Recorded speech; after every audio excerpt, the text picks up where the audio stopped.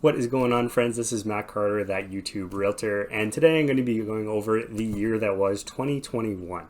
It was a pretty crazy year for real estate, among other things. All of these other things generally leading to what happened in real estate. So I'm going to be going over some of mostly the key statistics that happened during the year, what we saw from the beginning to the end, anything in between.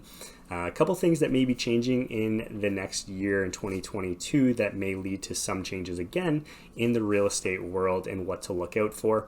So keep an eye out. If you haven't been here before, make sure you check out all my content. I go through monthly market updates. I do a whole bunch of tips and tricks. So take a look at all the information I have on my channel. There's tons of information about the market, what's going on, how to buy a house, just everything going on real estate related. So make sure you hit that like button, subscribe, and get notified for all my videos that are coming up in the future.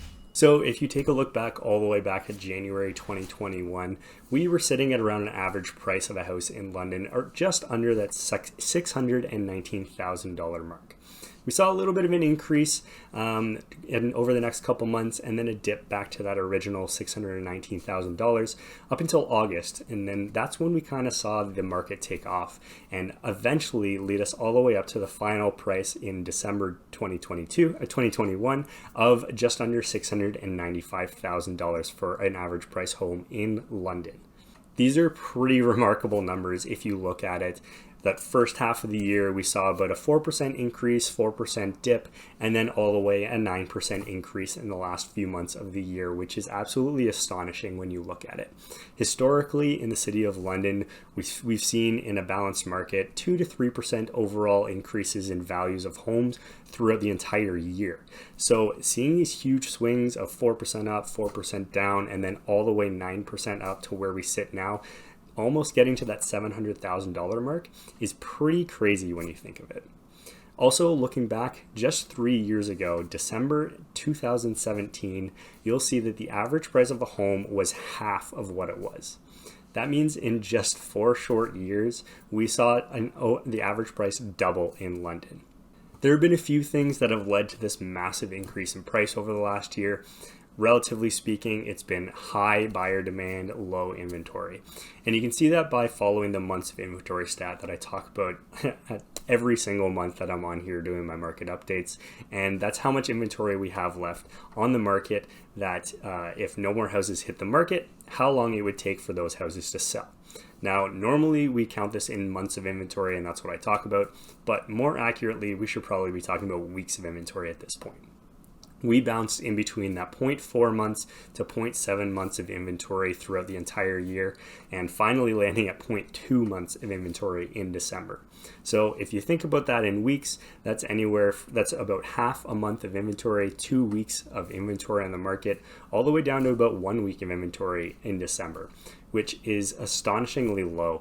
You look back historically, when we're supposed to be in a pretty balanced market, we're looking at that 4, 5, 6 months of inventory, and we're down to 1 week of inventory right now. So another way to track all this and see why we've seen such a crazy increase in prices over the last year is the number of new listings and the number of sales that are happening month to month.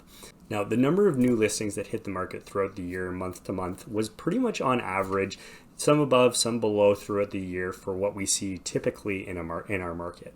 But the thing that has been crazy in the last year, even the last couple years, has been the number of sales per month. We peaked at just under 900 sales in the month of March. That was kind of the peak for the year. But the interesting thing is we saw less homes hitting the market than they were actually selling, which leads to an overall deficit in the amount of homes that are on the market and leading to the prices keep driving up and up. This sales to new listings ratio was over 75% for most of the months throughout the entire year, and actually was over 100% for 4 of those months. That means that there were more homes being sold than were being put on the market. So basically what all of this information means, all these stats, everything I talk about, and you're probably aware of it if you've been keeping an eye on the market, is if you're a seller, you're in a great position to sell.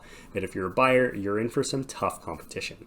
The unfortunate thing is most people that have something to sell are also looking to buy. So it's a little bit of a slow process when you're looking to do on both ends of the deal. The people that really benefited throughout this entire last couple years and this massive spike in prices in London, not only in London, but actually all across Ontario and much of North America, have been the people that are either looking to downsize or move into a rental. Whether it's retirement, just moving into just a smaller house for their family, kids moved out of the house, those empty nesters. Those are the people that really benefited from this spike in prices. The ones that did not benefit the most were going to be those first-time home buyers and those people in the middle of the road looking to move up in house size to accommodate their larger family. So what is 2022 going to bring us? Well, as I mentioned in the last video that I posted about the market update, December and January are going to be kind of your slowest months of the year in terms of activity. So we're probably going to see roughly the same numbers going into this new year.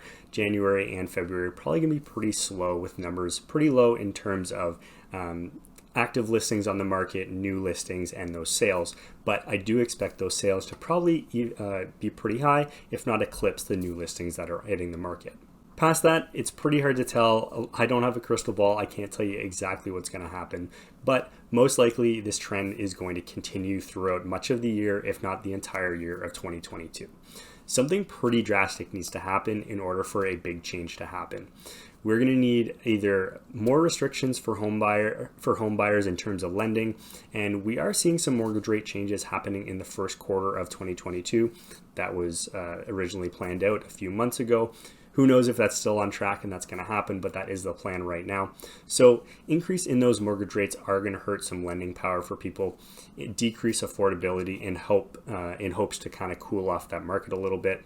But I still think we're going to see it throughout much of the year, if not into the next year as well. Like I mentioned, something pretty big needs to happen. More houses need to hit the market, or less people really need to be looking for houses in order to balance this all out in the end.